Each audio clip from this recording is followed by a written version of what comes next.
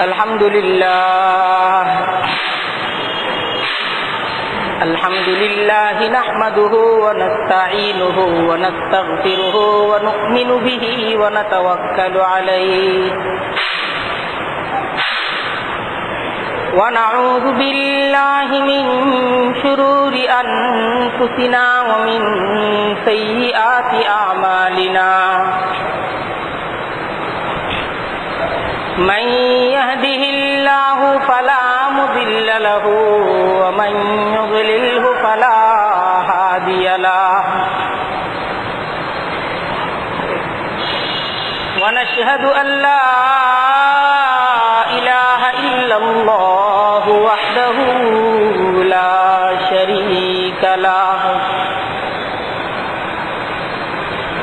ونشهد أن سيدنا ومولانا محمدا عبده ورسوله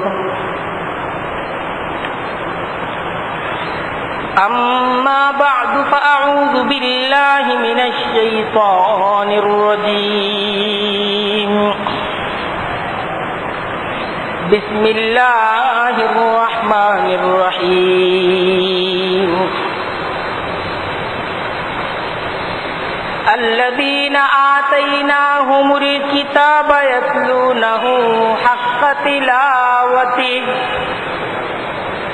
أولئك يؤمنون به صدق الله العظيم وصدق رسوله النبي الكريم ونحن على ذلك من الشاهدين والشاكرين والحمد لله رب العالمين سبحانك لا علم لنا إلا ما علمتنا إنك أنت العليم الحكيم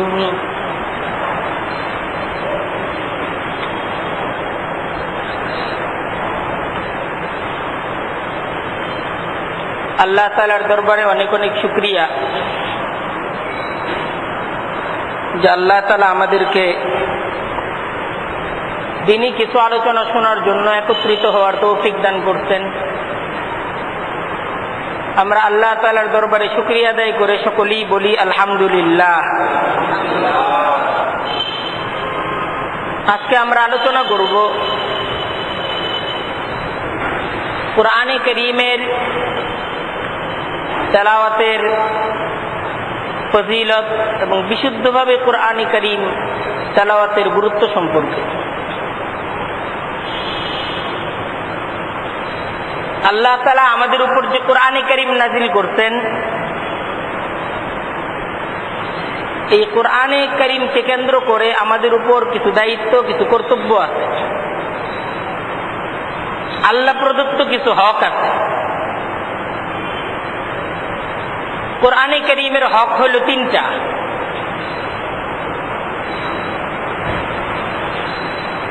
এর মধ্যে সর্বপ্রথম হক, এটা কোরআনের অধিকার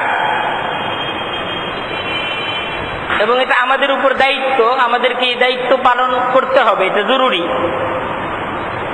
যে সহিভাবে কোরআনে কারীমের তেলাওয়াত করা। ঠিক যেভাবে কোরআনে কারীম নাযিল হইছে, নবী করিম সাল্লাল্লাহু আলাইহি ওয়াসাল্লাম ঠিক যেভাবে কোরআনে কারীমের তেলাওয়াত করতেন, ঠিক সেইভাবে কোরআনে কারীমের তেলাওয়াত করা এটা জরুরি। এটা হলো সর্বপ্রথম কাজ। দ্বিতীয় কাজ হলো কোরআনে কারীমকে বুঝার চেষ্টা করা, এটা দ্বিতীয় কাজ। আর তৃতীয় একটা দায়িত্ব আমাদের উপর, কোরআনে কারীমের দাবি অনুযায়ী নিজ জীবনকে পরিচালনা করা। এই তিনটা হক যারা আদায় করবে তারা হলো কোরআনে কারীমের হক আদায়কারী। এর মাঝে কোনো একটা হক যদি কারো অনাদায়ী থাকে তাহলে সে কোরআনে কারীমের হক লঙ্ঘনকারী সাব্যস্ত হবে। এই তিনটা বিষয়ের মাঝে সর্বপ্রথম বিষয় হল সহিভাবে কোরআনে কারীমের তেলাওয়াত করা। এটা করার পর হলো বুঝার বিষয়টা আসবে, বুঝতে পারলে হলো মানার বিষয়টা আসবে। এমনিতে তিনটাই জরুরি, বুঝতেও হবে, মানতেও হবে, পড়তেও হবে। কিন্তু যিনি পড়তেই পারেন না তিনি বুঝবেন কি আর মানবেন কি?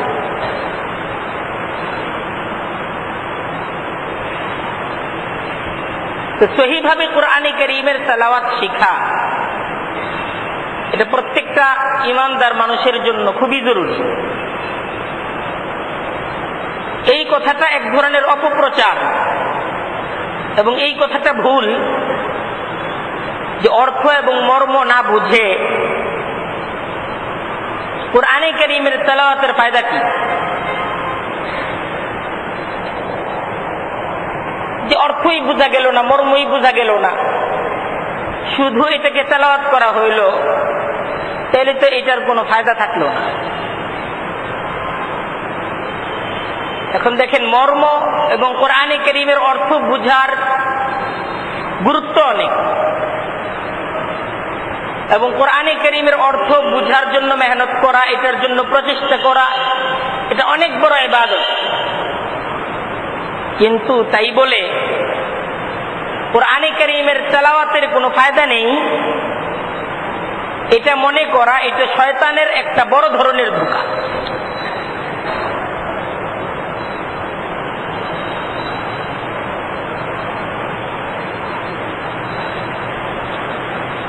কোরআনে কারীমের মাঝেই একাধিকবার এই বিষয়ের আলোচনা আসছে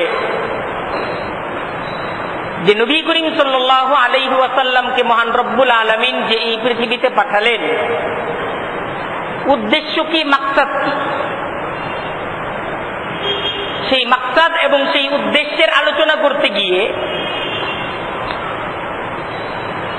এ বিষয়টা বলা হয়েছে ইয়াতলু আলাইহিম আয়াতিহি, যে নবী করিম সাল্লাল্লাহু আলাইহি ওয়াসাল্লামের এই পৃথিবীতে আগমনের এটাও একটা মাকসাদ যে তিনি মানুষদেরকে কোরআনে কারীমের তেলাওয়াত শোনাবেন। উতলু মা উহিয়া ইলাইকা মিনাল কিতাব, আল্লাহ তাআলা নবী করিম সাল্লাল্লাহু আলাইহি ওয়াসাল্লামকে হুকুম দিচ্ছেন, উতলু, আপনি তেলাওয়াত করে শোনান, মা উহিয়া ইলাইকা মিনাল কিতাব, আপনার কাছে যে কিতাব নাজিল করা হয়েছে আপনি এটার তেলাওয়াত করে শোনান। কোরআনে কারীমের তেলাওয়াত মানুষদেরকে শোনানো, এটা নবী করিম সাল্লাল্লাহু আলাইহি ওয়াসাল্লামের বিআসাতের একটা মাকসাদ, একটা উদ্দেশ্য। এটা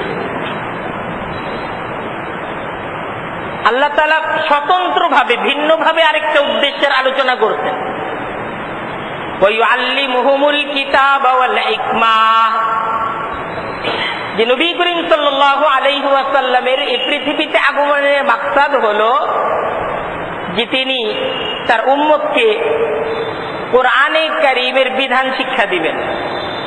এটা ভিন্ন আরেকটা মাকসাদ। এই তেলাওয়াতটাও একটা উদ্দেশ্য, বুঝাটা এটা আরেকটা উদ্দেশ্য। এই কোরআনে কারীমের তেলাওয়াত এটা অনেক ফজিলতপূর্ণ। কোরআনে কারীমের তেলাওয়াতটাও একটা ইবাদত। না বুঝে তেলাওয়াত করলেও তেলাওয়াত করাটা একটা ইবাদত।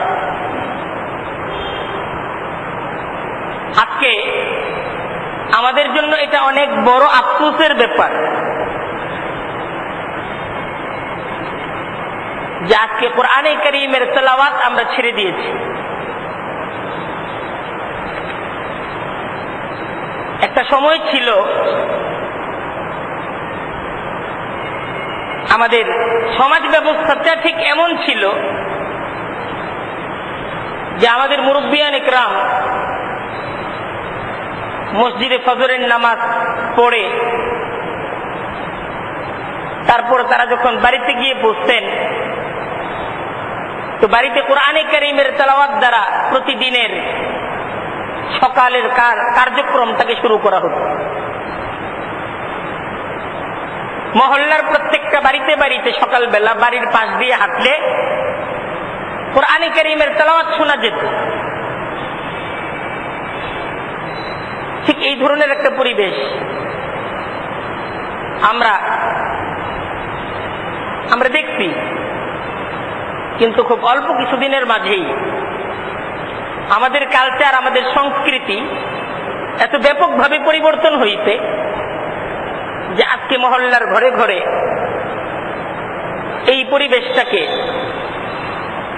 আজকে দেখা এটা দুঃসাধ্য হয়ে দাঁড়াইছে। এই পরিবেশটা এখন আর পাওয়া যায় না। অনেক রাত করে ঘুমানো, সকালটাও ঘুমের মাঝে কাটানো, ফজরের নামাজ, মসজিদ মুসল্লিহীন, স্বল্প কিছু মানুষের ফজরের জামাতে শরীক হওয়া, যারাও ফজরের নামাজে শরীক হয়েছেন ঘরে যে আবার বিশ্রামের মাঝে আবার ঘুমের মাঝে আত্মনিয়োগ করা, সকালবেলা শরীর চর্চা করা, লম্বা সময় চলাফেরা করা, হাঁটা, আরো বিভিন্ন ধরনের কর্মের দ্বারা আমাদের সকালগুলো কাটে। আজকে বুঝার উপায় নেই, সকালবেলা যদি মুসলমান মহল্লার মুসলমানদের বাড়িগুলোর পাশ দিয়ে হাঁটা হয়, এটা বুঝার উপায় নেই যে এই ঘরগুলো মুসলমানদের ঘর। একটা সময় ছিল যে এই ঘরগুলো যে মুসলমানদের ঘর এটা চেনার জন্য সকালবেলা বের হলে প্রত্যেকটা ঘর থেকে কোরআনে কারীমের তেলাওয়াত শোনা যেত। কারো বুঝতে কষ্টকর ছিল না, কারো বুঝতে এই বিষয়টা সহজ ছিল যে এই সমস্ত ঘরগুলো মুসলমানদের ঘর, কারণ এই সমস্ত ঘরগুলো থেকে কোরআনে কারীমের তেলাওয়াতের আওয়াজ বের হয়। সকালে উঠার কালচার এখনো আমাদের সমাজের মাঝে আছে, কিন্তু সকালে উঠে অনেক পরিবারের অবস্থা তো এই, ছোট ছোট ছেলে মেয়েরা সেই পরিবারে সকালবেলা গান চর্চা করে, কোরআনে কারীমের চর্চা নেই, কণ্ঠ চর্চা আছে সকালবেলা, গান শিখে। সকালবেলার সময়টা গান শিখার জন্য খুব উপযুক্ত সময়, অথচ সেই ঘরটা মুসলমানদের ঘর।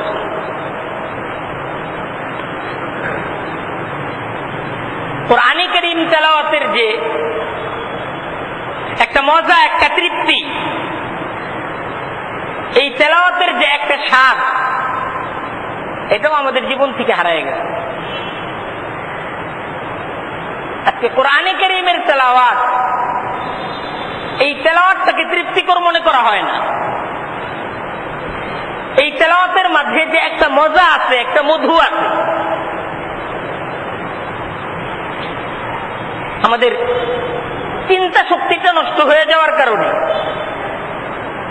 এর মজা থেকে আমরা বঞ্চিত, রুচি নষ্ট হয়ে গেছে। এই অবস্থাটার পরিবর্তন দরকার। এজন্য দরকার যে আমরা ঈমানদার। নবী করিম সাল্লাল্লাহু আলাইহি ওয়াসাল্লামের এই পৃথিবীতে আগমনের এটা একটা গুরুত্বপূর্ণ মাকসাদ ছিল যে তিনি উম্মতদেরকে কোরআন শিক্ষা দিবেন, উম্মত কোরআন শিখবে এবং কোরআনের চর্চার দ্বারা তাদের জীবন কাটবে। মুসলমানদের ঘরগুলো কোরআনে কারীমের তেলাওয়াত দ্বারা তাদের দিন শুরু করবে এবং কোরআনে কারীমের তেলাওয়াত দ্বারা তারা রাতে ঘুমাবে। এটাই হবে মুসলমানদের প্রত্যেকটা ঘরের প্রতিদিনের আমল। এটা খুব দরকার ছিল।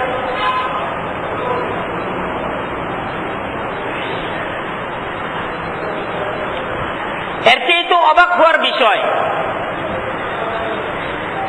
যে মুসলমান ঈমানদার পরিচয়ের আমরা যারা মুসলমান, সহি শুদ্ধভাবে কোরআনে কারীমের তেলাওয়াত শিখা, এই ক্ষেত্রেও আমাদের উদাসীনতা খুব তীব্র। আমার কোরআনে কারীমের তেলাওয়াতটা যে সহিভাবে শিখা দরকার, এই বিষয়ের ভাবনাটা খুব কম। আমার পরিচয় এটা হতে পারে যে আমি একজন ডাক্তার,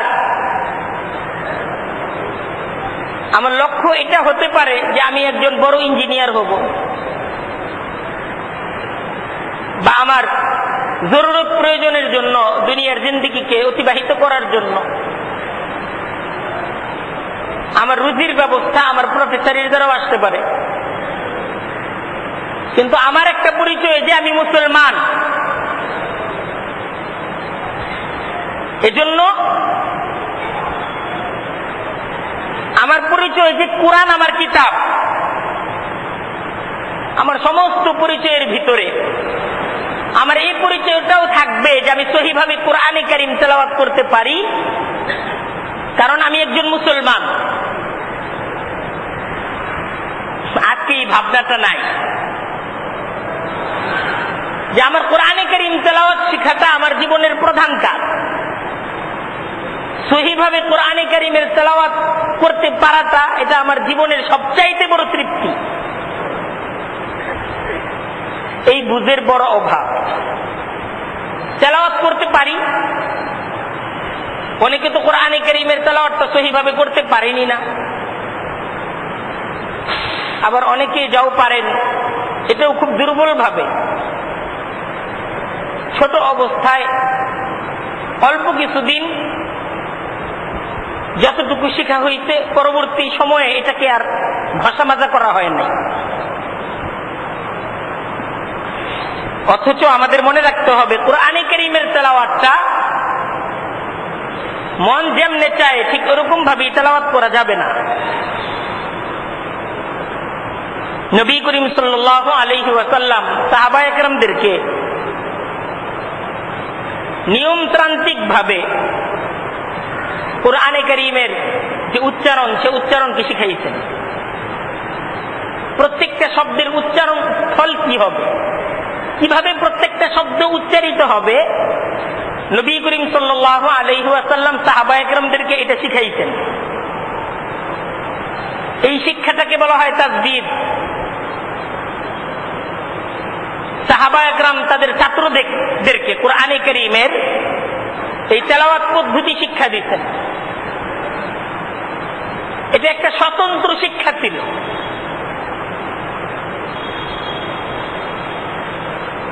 সাহাবায়ে কেরামদের জমানায় এবং তার পরবর্তী জমানাগুলোতে কোরআনে কারীমকে ঠিক কিভাবে তেলাওয়াত করা হবে এটা বিশেষভাবে শিক্ষা হইত। অথচ আমরা জানি আল্লাহর নবীর সাহাবায়ে কেরামদের ভাষা ছিল আরবি। আরবি ভাষাভাষী তারা সকলেই, তাদেরকে কোরআনে কারীমের তেলাওয়াত কেন শিখতে হবে? এতে করে বোঝা যায় যে কোরআনে কারীম শুধু আরবি ভাষায়, আরবি ভাষা জানলেই আর আরবি ভাষাতেই কোরআনে কারীম না, বরং আরবি ভাষা হওয়ার পর কোরআনে কারীমের তেলাওয়াতের ভিন্ন আরো কিছু নিয়ম কানুন আছে। শুধু আরবি ভাষা জানাটাই কোরআনে কারীমের তেলাওয়াতের জন্য যথেষ্ট না, বরং কোরআনে কারীমের তেলাওয়াতটা ইলমুত তাসদীদ অনুযায়ী করতে হবে। কোরআনে কারীম তেলাওয়াতের প্রত্যেকটা শব্দের উচ্চারণের যে নিয়ম, সেই নিয়ম নীতিগুলোকে রক্ষা করে কোরআনে কারীমের তেলাওয়াত করা জরুরি। সাহাবায়ে কেরাম নিজেরা আরবি ভাষী হওয়া সত্ত্বেও তারা এই বিষয়টাকে গুরুত্বের সাথে শিখেছে, এবং এটা একটা স্বতন্ত্র ছাত্র, স্বতন্ত্র শিক্ষা যে কোরআনে কারীমের তেলাওয়াত কেমন হবে, ইলমুত তাসদীদ। এটার উপর বড় বড় কিতাব লেখা হয়েছে, অসংখ্য হাদিস সাহাবায়ে কেরাম কোরআনে কারীমের তাসদীদ কি হবে এটার উপর বর্ণনা করতেন। কোন শব্দের তাসদীদ কিভাবে উচ্চারণ হবে স্বয়ং রাসূলুল্লাহ সাল্লাল্লাহু আলাইহি ওয়াসাল্লামের থেকে শিখে সেই অনুযায়ী এটা তাদের ছাত্রদেরকে শিখাইতেন। আজ পর্যন্ত আমাদের কাছে এই ইলমুত তাসদীদ, এই শিক্ষার মাধ্যমে সেই তেলাওয়াত পদ্ধতি সংরক্ষিত আছে, ঠিক যেভাবে এই কোরআনে কারীমের তেলাওয়াত করেছিলেন স্বয়ং রাসূলুল্লাহ সাল্লাল্লাহু আলাইহি ওয়াসাল্লাম। যে নবী করিম সাল্লাল্লাহু আলাইহি ওয়াসাল্লাম ঠিক কিভাবে, কি লেহেনে, কি উচ্চারণের দ্বারা কোরআনে কারীমের কোন শব্দটাকে তেলাওয়াত করতেন, আজকে 1500 বছর অতিবাহিত হওয়ার পরও আজকে আমাদের কাছে এটা সংরক্ষিত যে আল্লাহর রাসূলের তেলাওয়াত পদ্ধতি, তার উচ্চারণ পদ্ধতি কেমন ছিল, কেউ এর মাঝে সামান্য পরিমাণ রদবদল করতে পারে না। সুবহানাল্লাহ।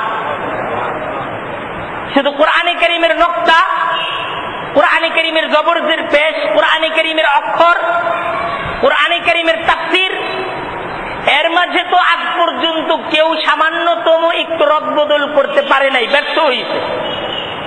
এমনকি কোরআনে কারীমের প্রত্যেকটা শব্দ ঠিক কিভাবে নবী করিম সাল্লাল্লাহু আলাইহি ওয়াসাল্লাম উচ্চারণ করতেন, 1500 বছর পার হয়েছে, কিন্তু আজ পর্যন্ত কোরআনে কারীমের সেই উচ্চারণ পদ্ধতি, এটা এখনো হুবহু সেই উচ্চারণ পদ্ধতি আছে যেইভাবে নবী করিম সাল্লাল্লাহু আলাইহি ওয়াসাল্লাম উচ্চারণ করতেন, সেইভাবে সংরক্ষিত আছে। আর এটা সংরক্ষিত আছে কিসের মাধ্যমে? ইলমুত তাসদীদ, তাসদীদ শিক্ষার মাধ্যমে। তাই আমাদেরকে ঠিক যেই সুরে, যেই উচ্চারণে কোরআনে কারীম নবী করিম সাল্লাল্লাহু আলাইহি ওয়াসাল্লাম তেলাওয়াত করতেন, তা বুঝার জন্য ইলমুত তাসদীদ শিখতে হবে এবং তাসদীদ অনুযায়ী, মাখরাজ অনুযায়ী কোরআনে কারীমের তেলাওয়াত এটা শিখা, এটা আমাদের জন্য জরুরি। নবী করিম সাল্লাল্লাহু আলাইহি ওয়াসাল্লাম বিশুদ্ধভাবে কোরআনে কারীম তেলাওয়াত এটা শিখার উপর গুরুত্ব আরোপ করছেন। হাদিসের মাঝে তিনি ইরশাদ করেন, ইন্নাল্লাহা ইউহিব্বু আন ইয়াকরাআল কুরআন কামা আনজালা। আল্লাহ তাআলা এটা পছন্দ করেন কোরআনে কারীমকে এইভাবে তেলাওয়াত করা যেইভাবে হুবহু তিনি নাজিল করতেন, সেইভাবে তেলাওয়াত করাটাকে আল্লাহ তাআলা পছন্দ করেন। এবং যেইভাবে কোরআনে কারীম নাজিল হয়েছে সেইভাবে যদি তেলাওয়াত করা হয় তাহলে হক আদায় করে কোরআনে কারীমের তেলাওয়াত করা হলো। এই যে হক আদায় করে কোরআনে কারীমের তেলাওয়াত করার উপর গুরুত্ব আরোপ আসছে। হক আদায় কিভাবে হবে? যখন তাসদীদ সহকারে কোরআনে কারীমের তেলাওয়াত হবে তখন বোঝা গেল যে হক আদায় করে কোরআনে কারীমের তেলাওয়াত করা হলো। আজ এক্ষেত্রেও আমাদের মাঝে চরম উদাসীনতা চলতেছে, অথচ কোরআনে কারীম এর মাঝে মহান রব্বুল আলামিন নিজে ইরশাদ করতেছেন, যারা হক আদায় করে কোরআনে কারীমকে তেলাওয়াত করে তারাই এই কোরআনে কারীমের প্রতি ঈমান রাখে, তারাই ঈমানের দাবিতে সত্যবাদী। আল্লাযীনা আতাইনাহুমুল কিতাব, আল্লাযীনা আতাইনাহুমুল কিতাবা ইয়াতলুনাহু হাক্কা তিলাওয়াতি উলাইকা ইউমিনুনা বি। আল্লাযীনা আতাইনাহুমুল কিতাব, আল্লাহ তাআলা বলতেছেন আমি যাদেরকে কিতাব দিছি, কিতাব নাজিল করেছি, যে সমস্ত মানুষেরা কিতাব পাইছে, ইয়াতলুনাহু হাক্কা তিলাওয়াতি, আর তারা হক আদায় করে এই কিতাবের তেলাওয়াত করে। এক নম্বর বিষয় যে কিতাবকে তারা পাওয়ার পর হক আদায় করে তারা কিতাবের তেলাওয়াত করে। উলাইকা ইউমিনুনা বি, তারাই আসলে এই কিতাবের প্রতি বিশ্বাস রাখে। খুব বোঝার ব্যাপার যে মৌখিক ইমানের দাবিটা তো সবাই করে, সবাই বলে আমি ইমানদার, সবাই বলে আমি মুসলিম। তো আল্লাহ তাআলা কুরআনে কারীমের এই আয়াতের মাঝে বলতেছেন যে সবাই তো মৌখিক ভাবে এই কথার ঘোষণা করে যে আমি ইমানদার, আমি মুসলিম, তবে যারা হক আদায় করে কুরআনে কারীমের তেলাওয়াত করে তারাই এই দাবিতে সত্যবাদী, তারাই এই দাবিতে সত্যবাদী। ইয়াতলুনাহু হাক্কা তিলাওয়াতি উলাইকা ইউমিনুনা বিহি, যারা হক আদায় করে কুরআনে কারীমের তেলাওয়াত করে উলাইকা ইউমিনুনা বিহি, তারাই এই কিতাবের প্রতি বিশ্বাস স্থাপন করে, তারাই বিশ্বাস। নবী করিম সাল্লাল্লাহু আলাইহি ওয়াসাল্লাম এক হাদিসের মাঝে ইরশাদ করেন যে মানুষ তো কুরআনে কারীমের তেলাওয়াত করে, কিন্তু অনেক সময় তার তেলাওয়াতটা এমন হয় যে কুরআনে কারীমের হরফগুলো তাকে অভিশাপ দিতে থাকে। সে তো কুরআনে কারীমের তেলাওয়াত করে, কিন্তু কুরআনে কারীমের হরফগুলো তাকে অভিশাপ দিতে থাকে, কারণ সে সহিভাবে তেলাওয়াত করে না এবং সহি তেলাওয়াতের ইচ্ছাও সে করে না। একটা হলো কুরআনে কারীমকে সহিভাবে পড়তে পারে না, কিন্তু সহিভাবে পড়ার জন্য সে চেষ্টা করে, মেহনত করে, ইচ্ছা করে। তো এইভাবে যারা কুরআনে কারীমকে কষ্ট করে সহিভাবে তেলাওয়াতের চেষ্টা করে, মেহনত করে, তারপর যদি তার তেলাওয়াতের মাঝে কোনো অশুদ্ধতা থাকে, কিন্তু সে চেষ্টা করতেছে না আমি সহিভাবে কুরআনে কারীম শিখবো, তাহলে হাদিসের মাঝে আসছে যে সে, যে ব্যক্তি সহিভাবে পড়তে পারে তার চাইতে ডবল নেকি সে লাভ করবে। কিন্তু যে ব্যক্তি অশুদ্ধভাবে কুরআনে কারীমের তেলাওয়াত করে এবং শুদ্ধভাবে কুরআনে কারীমের তেলাওয়াতের ইচ্ছাই করে না, চিন্তাই করে না, এই ব্যক্তির ব্যাপারে নবী করিম সাল্লাল্লাহু আলাইহি ওয়াসাল্লাম ইরশাদ করতেছেন সে তো কুরআনে কারীমের তেলাওয়াত করে, কিন্তু কুরআনে কারীমের হরফগুলো তাকে অভিশাপ দিতে থাকে। এখন দেখেন একজন ব্যক্তি নও মুসলিম, নতুন মুসলমান, আজকে মানুষটা নতুন মুসলমান হয়েছে, সে কুরআনে কারীমকে সহিভাবে তাকে শিখতে হবে, তারপর সহিভাবে সে তেলাওয়াত করতে পারবে। তার আগ পর্যন্ত সহিভাবে কুরআনে কারীমের তেলাওয়াত করা তার দ্বারা সম্ভব না, এটা তার একটা ওজর। কারণ মাত্র সে মুসলমান হয়েছে, এই স্বল্পতম সময়ে সহিভাবে সে কিভাবে কুরআনে কারীমের তেলাওয়াত করবে, এটা তো তার দ্বারা সম্ভব না। কিন্তু যে মানুষটা একদম জন্মগত ভাবে মুসলমান এবং তার বাবাও মুসলমান, দাদাও মুসলমান, তার 7 পুরুষ 14 পুরুষ পর্যন্ত মুসলমান, তার যদি এই অবস্থা হয় যে সহিভাবে সে কুরআনে কারীম পড়তে জানে না, সে সহিভাবে কুরআনে কারীম পড়তে জানে না, তাহলে এই মানুষদের ক্ষেত্রে সহিভাবে কুরআনে কারীম পড়তে না জানাটা এটা কি কোনো উযর? আল্লাহর দরবারে কি জবাব হবে তার? শিশু অবস্থা থেকে আল্লাহ যে তাকে মুসলমানের ঘরে জন্ম দিলেন, তার জন্মটা তো মুসলমানের ঘরে না হয়ে একজন বেদিনের ঘরেও হইতে পারে। এটা তো আল্লাহ তাআলার দেওয়া অনেক বড় একটা খুশনসিব, অনেক বড় একটা নিয়ামত যে আল্লাহ তাআলা আমাদেরকে জন্ম দিচ্ছেন মুসলমানের ঘরে। এর চাইতে বড় নিয়ামত হইতে পারে? ঈমান আনা আমাদের জন্য কত সহজ। যে মানুষটার জন্ম মুসলমানের ঘরে হয় না, যার বাপ মুসলমান না, তার জন্য ঈমান আনা ফরজ না? যে মানুষটার বাবা মুসলমান না, মা মুসলমান না, মুসলমানের ঘরে তার জন্ম হয় নাই, তার জন্য ঈমান আনা এটা ফরজ কিনা? ফরজ না? ঈমান আনা ফরজ।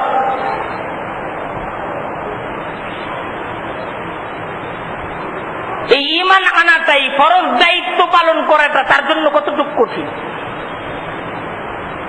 কিন্তু আল্লাহ তাআলাকে রাজি করার জন্য, আল্লাহ তাআলাকে খুশি করার জন্য, জাহান্নাম থেকে বাঁচার জন্য তার পদ্ধতি একটাই, ঈমান আনতে হবে। এখন ঈমান আনতে গিয়ে যে ধরনের পরিস্থিতির মোকাবেলা তাকে করতে হয় তাকে করতে হবে, কিন্তু ঈমান আনা তার জন্য ফরজ, অন্যথায় তার মুক্তির কোনো উপায় নেই। আল্লাহর নবীর সাহাবা একরাম যারা ঈমান আনছেন, এই পরিস্থিতিকে মোকাবেলা করেই তারা ঈমান আনছেন। এই ঈমানের দৌলতটাকে গ্রহণ করার জন্য, এই ঈমানটাকে আনতে গিয়ে আল্লাহর রাসূলের সাহাবা একরাম কি মেহনত, কি কঠিন পরীক্ষার সম্মুখীন তারা হয়েছেন। এই ঈমানের জন্য নিজ আপন জনরা সকলেই তাদের পর হয়ে গেছে। শুধু পর হয়ে গেছে তা না, নিজ আপন জন যাদের কাছে তারা বিপদে আপদে আশ্রয় খুঁজবেন, সেই আপন জনরাই চরম দুশ্মনে রূপান্তরিত হয়েছে।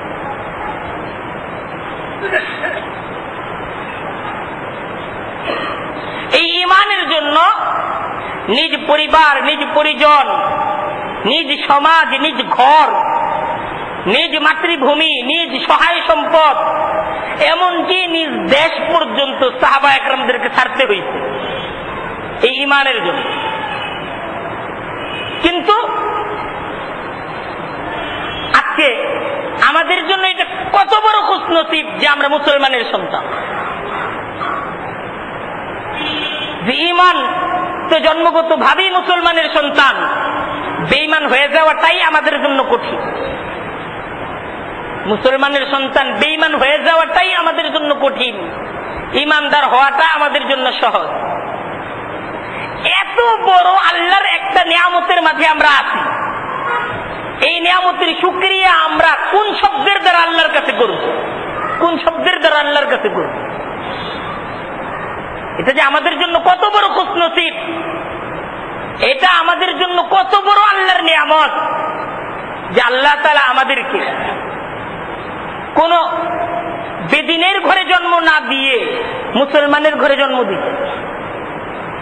অথচ এটা কি অসম্ভব ছিল যে আমাদের জন্মটা কোনো মুসলমানের ঘরে না হয়ে কোন বেদিনের ঘরে আমাদের জন্ম হবে? এটা অসম্ভব ছিল, অসম্ভব। আজকে পৃথিবীতে 700 কোটি মানুষ, 700 কোটির মাঝে মুসলমান কয়জন? মুসলমান কয়জন? 700 কোটির মাঝে 500 সাড়ে 500 কোটি তো এরা মুসলমান না, এরা মুসলমান না। তাদের ঘরে যাদের জন্ম হইতেছে তাদেরকে ঠিক ঈমান আনার জন্য সেই পরীক্ষার মুখোমুখি, সেই পরীক্ষাটা দিয়েই তাদের জন্য ঈমান আনা ফরজ। আর আমরা আল্লাহ তাআলার পক্ষ থেকে এত বড় একটা নিয়ামত পেয়ে গেছি যে মুসলমানের ঘরে জন্ম হয়ে গেছে। শুকরিয়া আদায় করি, আলহামদুলিল্লাহ, মুসলমানের ঘরে জন্ম হয়ে গেছে। তারপর আরো কত বড় খুশনসিব যে আমাদের জন্মটা আজকে ইউরোপ আমেরিকার মুসলমানদের ঘরে না হয়ে আজকে এই বাংলাদেশের মতো একটা মুসলিম প্রধান দেশ, 95% মুসলমানের দেশ, এবং যে জায়গায় দিন এবং ধর্ম পালন করা, ইসলামী জীবন যাপন করাটা আরো অনেকগুলো রাষ্ট্র থেকে অনেক সহজ, ঠিক এই ধরনের একটা দেশে যে জায়গায় ইসলামী পোশাক, ইসলামী লেবাস, ইসলামী জীবন ধারণের ক্ষেত্রে কঠিন কোনো বাধা নেই, ঠিক এমন একটা জায়গায় আল্লাহ তাআলা আমাদেরকে জন্ম দিচ্ছেন। এইটাও তো আমাদের জন্য আল্লাহ তাআলার তরফ থেকে দেওয়া অনেক বড় একটা নিয়ামত না? অনেক বড় একটা নিয়ামত। এত এত নিয়ামতের মাঝে ডুবে থেকে আমাদের অবস্থা যদি এই হয় যে আমরা সহিভাবে কোরআন পড়তে জানি না, মুসলমানের ঘরে জন্ম নিছি, বাবা মুসলমান, দাদা মুসলমান, চাচা মুসলমান, মামা মুসলমান, সব মুসলমান, কিন্তু আমার দুর্ভাগ্য আমি কোরআন পড়তে জানি না। তাহলে আমার চাইতে বড় সর্বনাশের শিকার আর কে? আর কে? কি জবাব হবে আল্লাহর কাছে? কি জবাবটা আল্লাহর কাছে হবে? সুম্মা ইলা রাব্বিকুম মারজিউকুম ফায়ুনাব্বিউকুম বিমা কুনতুম তা'মালুন। আল্লাহর কাছে যেতে হবে না? সুম্মা ইলা রাব্বিকুম, অতঃপর তোমার রবের কাছেই মারজিউকুম, তোমাদেরকে যেতে হবে। রবের কাছেই তোমাদেরকে যেতে হবে। ঠিকানা আল্লাহ, আল্লাহর কাছে যেতে হবে। জবাব হবে কি? যে এত নিয়ামত তোমাকে দিছি, মুসলমানের ঘরে জন্ম দিছি, মুসলমান দেশে জন্ম দিছি, কোরআন পড়াটাই শিখলা না, এর জবাব কি হবে?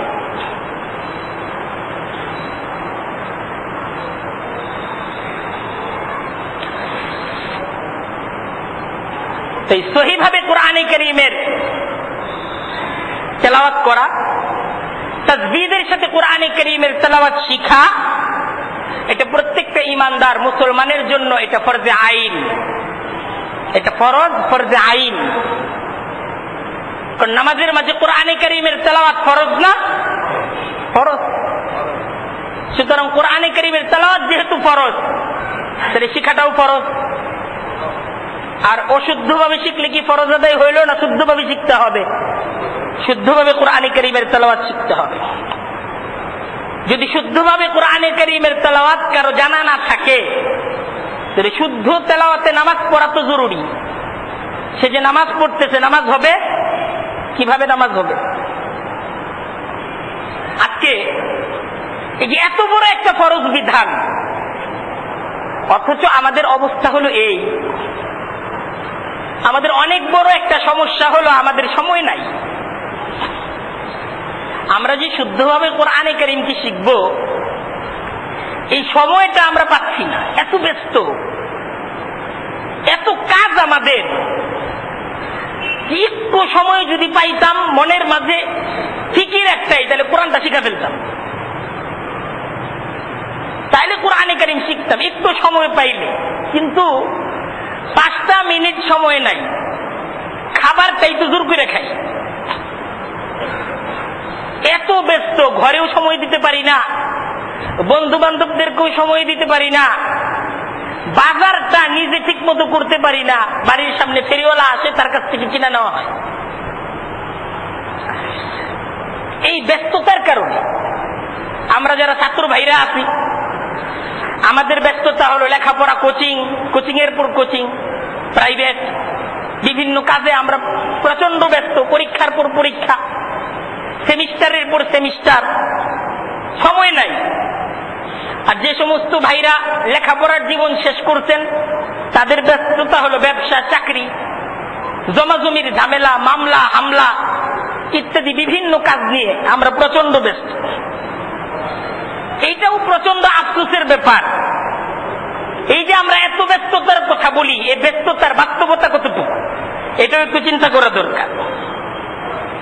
আমাদের এত কোচিং, এত লেখাপড়া, এত সেমিস্টার, এত ব্যস্ততার ভিতর দিয়ে আমরা ছাত্র ভাইরা, আমরা কিন্তু ধারাবাহিক বিভিন্ন সিরিয়াল, যেটা ধারাবাহিকভাবে বিভিন্ন স্যাটেলাইট টেলিভিশনগুলোতে চলে, এটা কিন্তু সময় ঠিকই থাকে। প্রতিদিনই কিছু দায়িত্ব থাকে যে আজকে অমুক প্রোগ্রামটা এটা দেখতে হবে। আমাদের আড্ডা ঠিকই চলতেছে, আড্ডার পর আড্ডা। অযথা কি পরিমাণ সময় যে আমরা নষ্ট করি, এইটাকে মাঝে মাঝে একটু বের করা দরকার, কোনদিন একটু বের করা দরকার। একটা দিন বের করা দরকার যে আজকে সকাল থেকে রাত পর্যন্ত আমি কি আসলে কাজের মাঝে সময় কাটাইছি, না কিছু কাজ ছাড়া আকামের মাঝেও কিছু সময় কাটাইছি। আমার কতটুকু সময় কাজের মাঝে কাটছে আর কতটুকু সময় আমার নষ্ট হয়েছে, তাহলে আমার মনে হয় এর একটা তালিকা এবং এই বিষয়টা যাচাই বাছাই করলে কাজের চাইতে অযথা সময় নষ্টের পাল্লাটাই ভারী হবে। অযথা সময় নষ্টের পাল্লাটা কম না, অনেক বেশি। তারপরেও কথা যে এত ব্যস্ততার মাঝে আপনি এত ব্যস্ত, লেখাপড়া কোচিং এ ব্যস্ত, আপনি বিভিন্ন ধরনের শিক্ষা অর্জন করতেছেন, আপনি আজকে আপনার এই জীবনটাকে সফল করে তোলার জন্য মেডিকেলের লেখাপড়া, এটার মাঝে প্রচুর সময় আপনি ব্যয় করতেছেন। আপনি সময় যে দিচ্ছেন, ব্যস্ততা, কিসের ব্যস্ততা?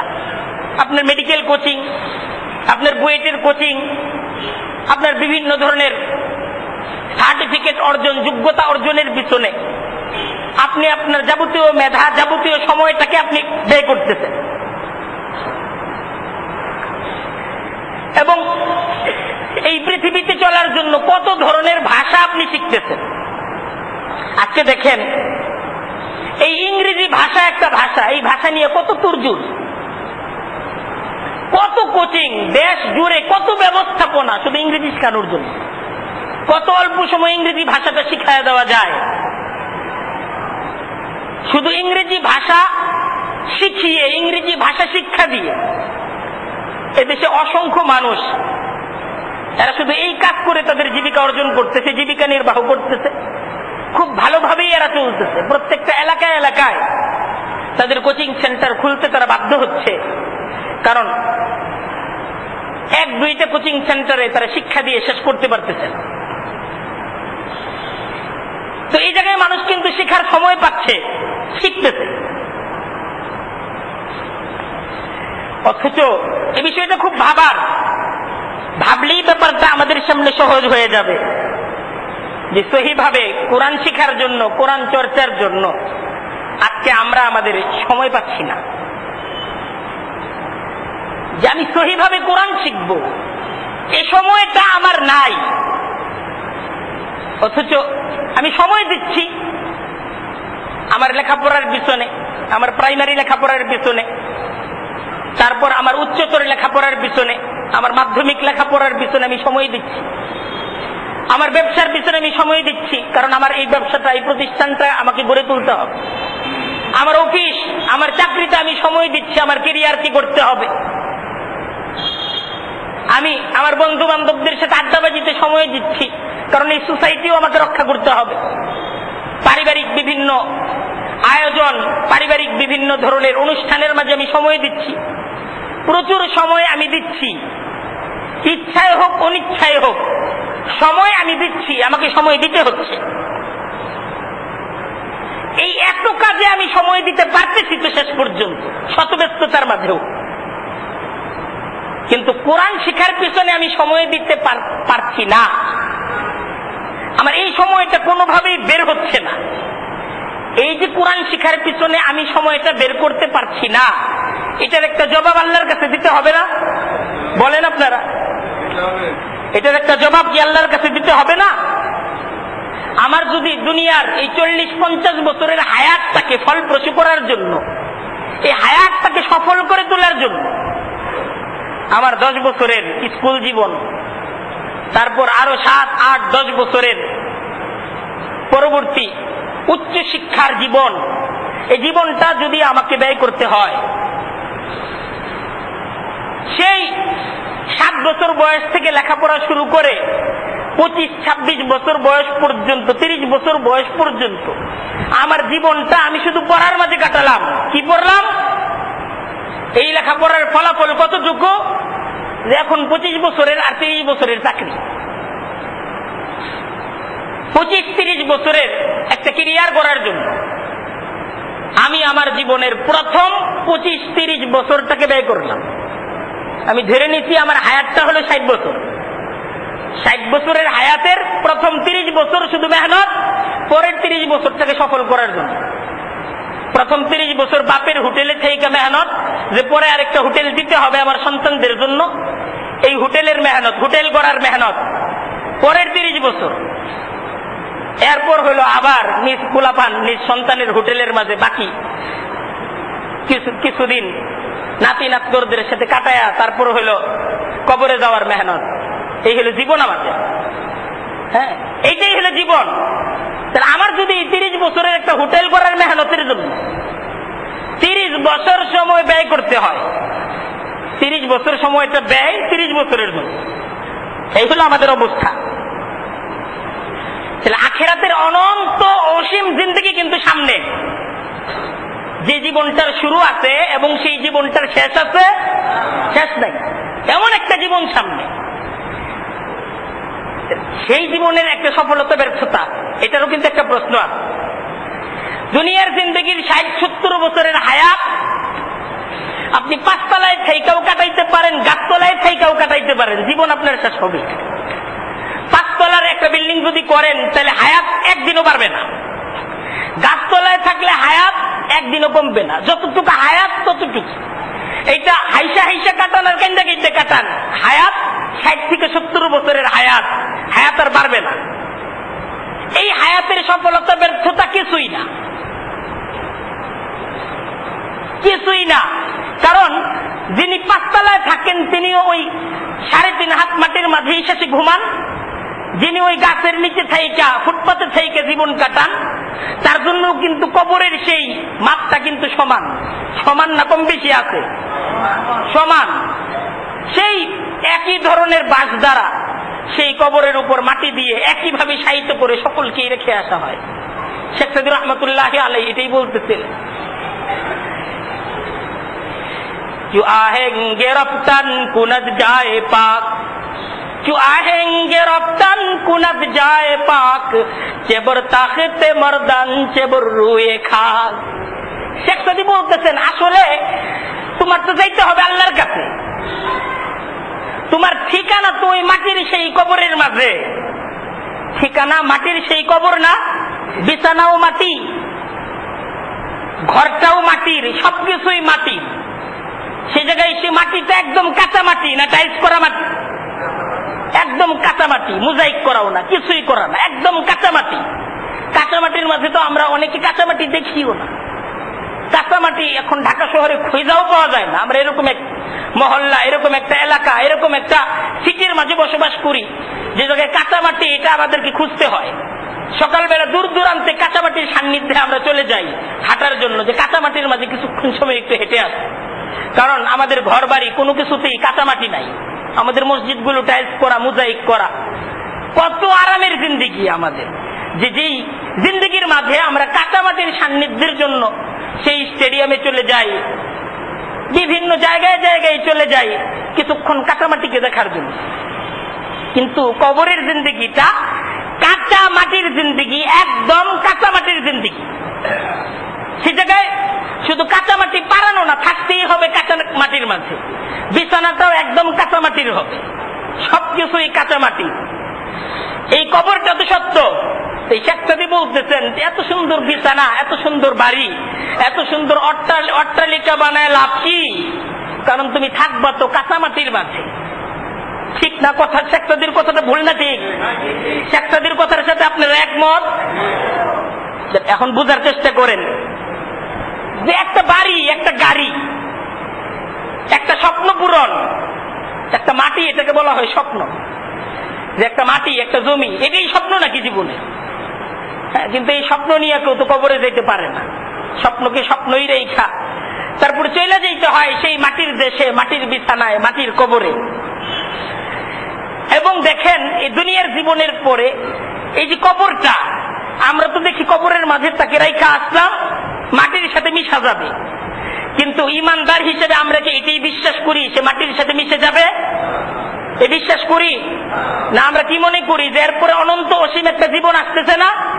অনন্ত অসীম একটা জীবন আসতেছে, যে জীবনটার শুরু আছে শেষ নাই, এমন একটা জীবন সামনে। এই দুনিয়ার জীবনে একজন ইঞ্জিনিয়ার হোক, ডাক্তার হোক, প্রফেসর হোক, তার ঠিকানা তো শেষ পর্যন্ত মাটি। ঠিক যখন তার মৃত্যু হয়ে যায় তখন কেউ প্রফেসর সাহেব বলেন না, কি বলেন? প্রফেসর সাহেবের লাশ। তখন তার পরিচয় হয়ে যায় ডাক্তার সাহেবের লাশ। তখন তার পরিচয় কেউ বলে না বাবা, কয় আব্বার লাশ। কেউ বলে আব্বা, বলে কি আব্বার লাশ। এই লাশ হয়ে গেল। এই লাশ হয়ে যাওয়ার অর্থ হইল আমার দুনিয়ার জিন্দেগিটা শেষ হয়ে গেল। কিন্তু আমার জীবন কি শেষ হলো? জীবন কিন্তু শুরু হলো। मौत को समझा है तूने इख्तितामे जिंदगी, दर हकीकत मौत है सुबह दवा में जिंदगी, मौत तजदी दे मजाके जिंदगी का नाम है, ख्वाब के पर्दे में बेदारी का एक पैगाम है। মৃত্যুটা এটাকে মনে করতেছো জীবন শেষ, মৃত্যুটাকে মনে করতেছো জীবন শেষ, मौत को समझा है तूने इख्तितामे जिंदगी, दर हकीकत मौत है सुबह दवा में जिंदगी। মৃত্যু জীবনের শেষ জীবনে করছো, ভুল করছো, ভুল করছো, ভুল করছো, বরং মৃত্যুর দ্বারাই অনন্ত জীবন শুরু হয়ে গেল, শুরু হয়ে গেল। मौत तजदी दे मजाके जिंदगी का नाम है, ख्वाब के पर्दे में बेदारी का एक पैगाम है। আসলে সে জাগছে, এতদিন সে ঘুমন্ত ছিল। কবি বলতেছেন যে মৃত্যুর দ্বারা সে ঘুমায় নাই, ঘুমায় গেছে। এ জায়গায় আমার মা ঘুমায় আছে না, তুমি ঘুমায় আছো। সে জায়গায় যাওয়ার পর তোমার মার ঘুম ভাঙছে, তোমার মার ঘুম কি ভাঙছে সে জায়গায় যাওয়ার পর। আখিরাতের অনন্ত অসীম জিন্দেগির জন্য একটা অর্জন, একটা কামাই, এটার দরকার আছে না নাই? একটা কামাইয়ের দরকার আছে। দুনিয়ার এই 60 বছরের জিন্দেগির জন্য যদি কামাইয়ের এত দরকার হয়ে থাকে, তাহলে আখিরাতের অনন্ত অসীম জিন্দেগির জন্য কামাইয়ের দরকারটা কতটুকু? বরং দুনিয়ার জিন্দেগির ব্যাপারে আল্লাহ তো ফয়সালা দিয়েছেন, ওমা মিন দাব্বাতিন ফিল আরদি ইল্লা আলাল্লাহি রিজকুহা, ওমা মিন দাব্বাতিন ফিল আরদি ইল্লা আলাল্লাহি রিজকুহা। আল্লাহ কোরআনে কারীমের মাঝে বলতেছেন, দুনিয়ার মাঝে তোমরা শুধু মানুষ না, দুনিয়ার প্রত্যেকটা জানোয়ারের জন্য রিজিকের ব্যবস্থাপনা আমি আল্লাহ করি। প্রত্যেকটা জানোয়ার, একটা পিঁপড়ার রিজিকের ব্যবস্থাপনা এটা কার তরফ থেকে হয়? আল্লাহর তরফ থেকে হয়। আল্লাহ তাআলা বলতেছেন যে প্রত্যেকটা প্রাণীর রিজিকের ব্যবস্থা আমার তরফ থেকে হয়। যেরকম ভাবে একটা পিঁপড়া পর্যন্ত সে তার কোনো খাবারকে সংরক্ষণ করে রাখে না, সে সকালে চিন্তা করে না দুপুরে কি খাবো। একটা কুকুর পর্যন্ত চিন্তা করে না যে আমি রাতে কি খাবো। তার খাবার, তার আহার ঠিকই রাতের বেলা, ঠিকই দুপুর বেলা আল্লাহ তাআলা পৌঁছানোর ব্যবস্থাপনা আল্লাহ করেন না? সুতরাং সৃষ্টির সারা মানুষ তার রিজিকের ব্যবস্থাপনা, তার রিজিকের চিন্তা কি তার নিজেকে করতে হবে না? তার রিজিক তার জন্য আল্লাহ তাআলার তরফ থেকে ঠিক করা আছে, তার মুখ পর্যন্ত তার রিজিক পৌঁছবে।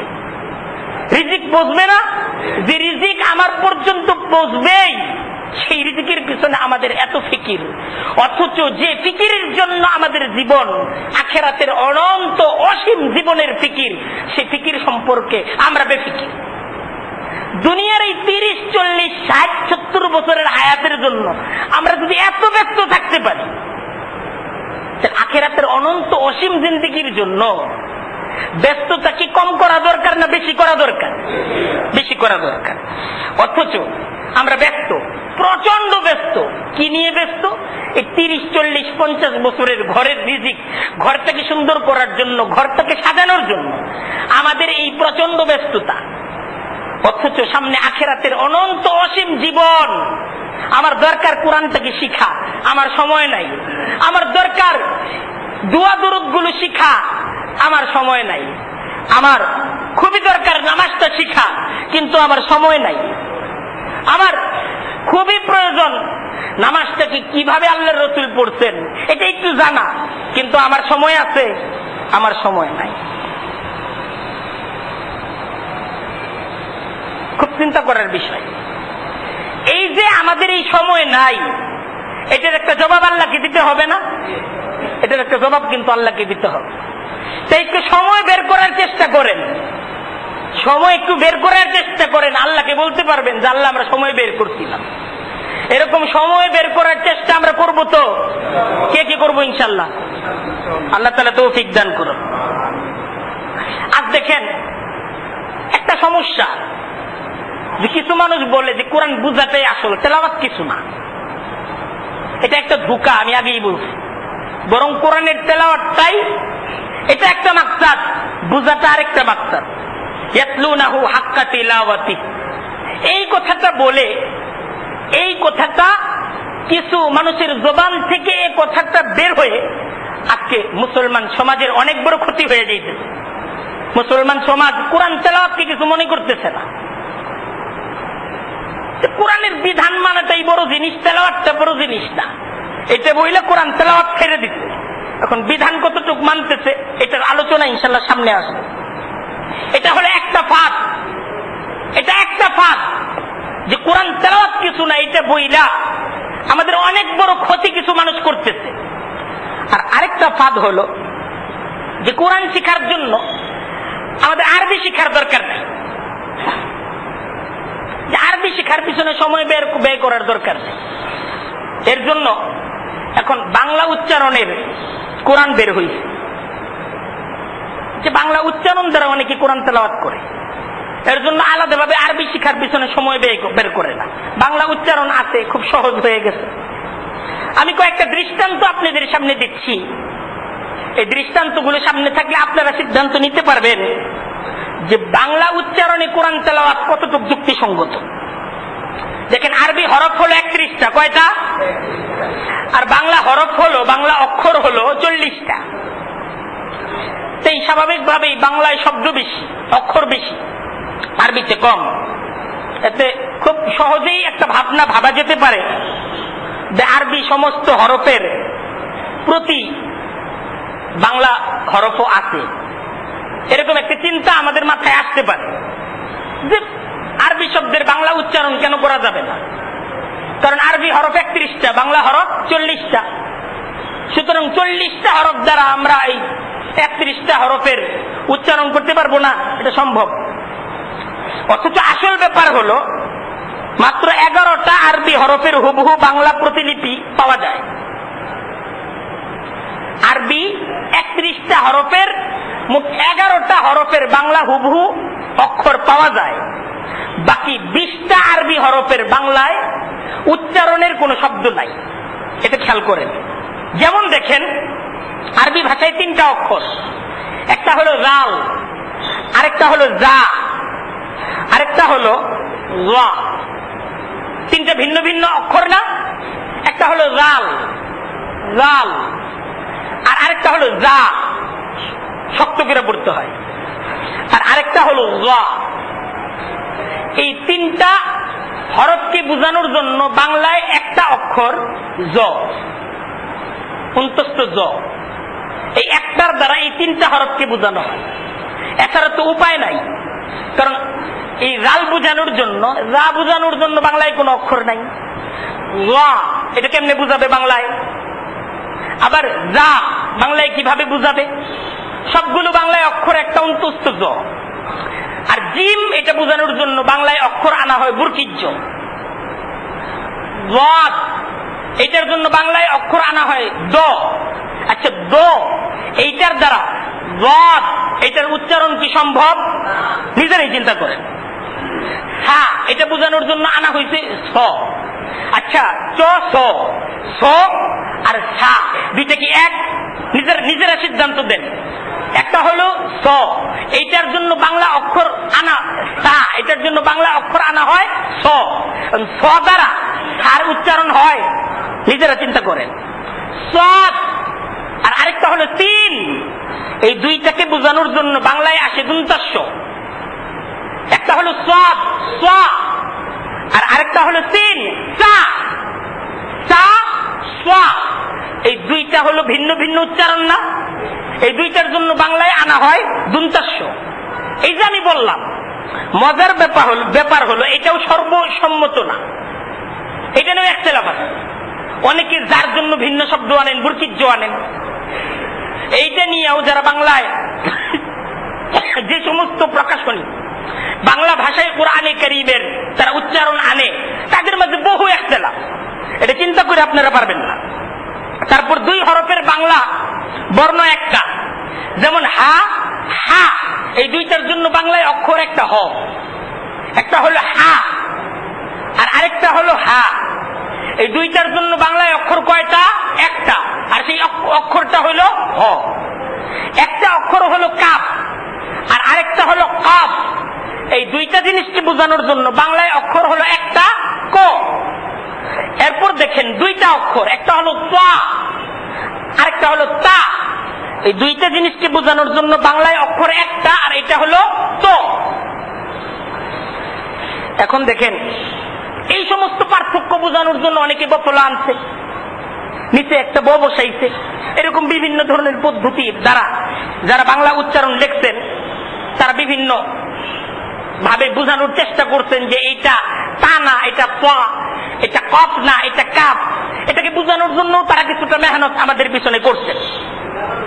এখন দেখেন এই যে এই শব্দগুলো, এই শব্দ যদি পরিবর্তন হয়ে যায় অর্থ কি ঠিক থাকে? অর্থ ঠিক থাকে না। যেমন দেখেন কুল, এই শব্দের অর্থ হলো বলো। কুল হুয়াল্লাহু আহাদ, বলো আল্লাহ এক। কুল বলো হুয়াল্লাহু আহাদ, আল্লাহ এক। আর যদি বলা হয় কুল খাও, হুয়াল্লাহু আহাদ, আল্লাহ এক। কুল শব্দের অর্থ খাও, আর কুল শব্দের অর্থ বলো। অর্থ কি এক থাকলো? আলিম শব্দের অর্থ মহাজ্ঞানী, আলিম আইন। আর যদি বলা হয় আলিম, সরাইয়া দিয়ে যদি বলা হয় আলিম, তাহলে এর অর্থ হয় মহাযন্ত্রণা। আচ্ছা, তারপর দেখেন আলহামদু শব্দের অর্থ হলো সমস্ত প্রশংসা। আল শব্দের অর্থ সমস্ত, আলিফ লামটা সমস্ত বোঝানোর জন্য আসে। হামদু শব্দের অর্থ প্রশংসা, আলহামদু সমস্ত প্রশংসা। আর যদি এই জায়গায় বলা হয় আলহামদু হদিয়া যদি বলা হয়, তাহলে তার অর্থ হয় সমস্ত মৃত্যু। হামদুন শব্দের অর্থ মৃত্যু, আলহামদু সমস্ত মৃত্যু লিল্লাহ, আল্লাহর জন্য। আল্লাহর কি মৃত্যু আছে? আলহামদু শব্দের অর্থ সমস্ত প্রশংসা লিল্লাহ, আল্লাহর জন্য। ঠিক এইভাবে বাংলা উচ্চারণ যদি কেউ কোরআন পড়তে চায়, ঠিক এইভাবে তার কোরআনে কারীমের অর্থের মাঝে বিকৃতি ঘটবে। সব কতটুকু হবে এটা বাকিটুকু আপনাদের চিন্তা। তারপর দেখেন কোরআনে কারীমে এমন প্রচুর শব্দ আছে যা টেনে পড়তে হয়। কোথায় কতটুকু টেনে পড়তে হয় এই ক্ষেত্রেও কিছু নিয়ম কানুন আছে। অনেক জায়গায় এক আলিফ টেনে পড়তে হয়, অনেক জায়গায় দুই আলিফ টেনে পড়তে হয়, অনেক জায়গায় তিন আলিফ টেনে পড়তে হয়। এই বাংলা ভাষায় আপনি এক আলিফ টানার জন্য না হয় ঋষিকার দিলেন বা ঔকার দিলেন, কিন্তু দুই আলিফ তিন আলিফ কেমনে বুঝাইবেন? এইটা বোঝানোর জন্য আবার অনেকে চেষ্টা করতে যে আকার দুইটা দিছে, দুইটা মানে দুই আলিফ বোঝানোর জন্য। আকার তিনটা দিছে, তিন আলিফ বোঝানোর জন্য। ঋষিকার দুইটা দিছে, দুই আলিফ বোঝানোর জন্য। ঔকার দুইটা দিছে, দুই আলিফ বোঝানোর জন্য। তাদের মেহনতের শেষ নাই, তারা মেহনত করছে, কিন্তু এই সমস্ত মেহনত গুলো আমাদের সামনে আছে। তারপর আপনারা যদি কয়েক প্রকাশনীর বাংলা উচ্চারণের কোরআনকে সামনে আনেন, তাহলে আপনি নিজেই এর করুণ একটা অবস্থা দেখতে পারবেন যে এক এক প্রকাশনীর প্রকাশকদের এবং বাংলা উচ্চারণকারীদের সিদ্ধান্ত এক এক রকম। এখন এক এক প্রকাশনী যে এক একভাবে এক একটা শব্দের উচ্চারণ আনছে, কোনটা সহি কোনটা ভুল, এটা আপনি কিভাবে বুঝবেন? এটা বুঝার সিদ্ধান্তটা কে দিবে? আর সবচেয়ে বড় কথা, আমাদের দেশে কোরআন মুদ্রণের কোনো নিয়ম নীতি নাই। যে যেভাবে খুশি কোরআন মুদ্রণ করতেছে, যে প্রকাশক যেমনি খুশি। কিন্তু বিভিন্ন ইসলামী স্টেট, ইসলামী প্রশাসন, যে সমস্ত দেশগুলো মুসলমানদের দেশ, কোরআনে কারীম যে কেউ মুদ্রণ করতে পারে না। একটা উলামা কমিটি আছে, তাদেরকে দেখিয়ে তাদের কাছ থেকে অনুমতি নিয়ে তারপর কোরআনে কারীমের মুদ্রণ তাদেরকে করতে হয়। তো আমাদের আরবি উচ্চারণের কোরআনের তো কোনো একতলাপ নাই, কিন্তু বাংলা উচ্চারণের কোরআনে কারীম যেটা আমাদের দেশে মুদ্রিত হয়, এক এক প্রকাশনী এক এক ভাবে মুদ্রিত করতেছে, একতলাপের কোনো শেষ নাই। তারপর দেখেন যে কোরআনে কারীমে অসংখ্যবার আমরা দেখতে পাই যে হামজা সাকিন ব্যবহৃত হয়, যেমন আল্লাযীনা ইউমিনুনা বিল গায়ব। আচ্ছা, বাংলা ইউ এটা বোঝানোর জন্য কোন শব্দ আছে? আমরা তো সবাই বাংলা ভাষাভাষী। ইউ এটা বোঝানোর জন্য বাংলা ভাষায় এই ধাক্কাটা বোঝানোর জন্য কোন শব্দ আছে? কোন শব্দই নাই। তো এটার কোনো বর্ণই নাই, তাহলে কিভাবে এটার তর্জমা ওনারা করবেন? তর্জমা সম্ভব না। আর সবচেয়ে সুন্দর একটা কথা বলতেছি, বাস্তব অবস্থা হলো এরকম যে যে মানুষটা খুব ভালোভাবে আরবি ভাষায় কোরআন পড়তে জানেন, একদম কোরআনে কারীমের হাফেজি ধরেন, যে আরবি ভাষায় কোরআনে কারীম তিনি পড়তে জানেন, তিনিও যদি বাংলা উচ্চারণ দেখে কোরআন পড়তে চান, তাহলে উচ্চারণটা এরকম যে শুদ্ধভাবে তার নিজের দ্বারা উচ্চারণ করা সম্ভব না। এরকম অনেক বাংলা উচ্চারণের আয়াত আরবি লেখা নাই, আমি নিজে পাইছি, আমি উচ্চারণ করে খুঁজে পাইতেছি না এটা কোন আয়াত। বাংলা উচ্চারণটা পইরা আমি নিজে আমার অবস্থা বলতেছি, আমি নিজে বাংলা উচ্চারণ পইরা আয়াতটা যে কোন আয়াত এটা আমি নিজেই আয়াতটাকে বের করতে পারতেছি না। বাংলা উচ্চারণের দশা হলো এরকম যে কোরআনে কারীম তারতিলের সাথে পড়তে জানেন, প্রত্যেকটা শব্দ বুঝেন, তারপরে যদি একজন মানুষ সে কোরআন জানে, আরবিটা বুঝে, সে যদি বাংলাটা পইরা আরবিটাকে আয়ত্ত করতে না পারে, তাহলে যে মানুষটা আরবি বুঝেই নাই, আরবি বুঝেই না, তিনি এই সমস্ত বিভিন্ন ধরনের শব্দ দেখে, চিহ্ন দেখে সহিহ তেলাওয়াতটা তিনি কিভাবে করবেন? সহিহ তেলাওয়াতটা কিভাবে করবেন? যিনি সিন সাদ এটার পার্থক্য জানেন না, তা তোয়ার পার্থক্য জানেন না, কফ কাফের পার্থক্যই জানেন না, হা হার পার্থক্যই তিনি শিখেন না, তার জানা নাই, তিনি কিভাবে এই পার্থক্যগুলো করবেন? এই পার্থক্যগুলো করা তার দ্বারা কিভাবে সম্ভব? আর আরেকটা বিষয় হলো, পার্থক্য না হয় তিনি বুঝলেন, তারপরও আমরা তো সবাই বাংলা ভাষী, কিন্তু বাংলা ভাষার শব্দগুলোর উচ্চারণের আসল নিয়ম কি এটা আমরা কতজন জানি? এটাও তো আরেকটা বিষয়।